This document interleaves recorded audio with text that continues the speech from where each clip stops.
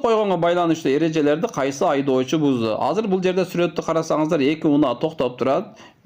Жеңил унаа кайсы жерге токтогон? Адамда жүрө турган жолго токтоп алыптыр. Ал эми мотоцикл болсо жолдо токтоп турат, бирок бул жерде бер жакты карасаңыздар, эмне деп атат? 3 метр деп коюптур.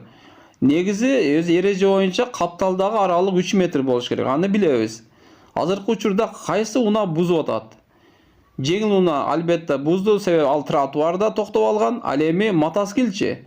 Мотоцикл эгер үзүлбөгөн ортодогу сызык өзү болгондо анда бузат эле. Себеби унаалар анын жанынан батпайт да. Сөзсүз түрдө капталдагы аралык 3 метрден ашык болуш керек.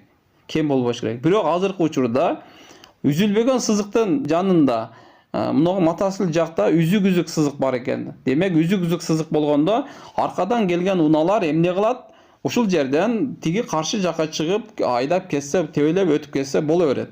Ошондо мотоцикл бузган жок. Мотоцикл коюп койсо боло берет, себеби унаалар батпай калса, каршы жака өтүп, үзүк сызыкты тебелеп өтүп кете берет. Ошондо кайсы унаа бузуп атат? Жөө жүргөн кишилерге тоскоолдук кылган айдоочу гана деген жооп туруп атат. Ушул жоопту белгилейбиз.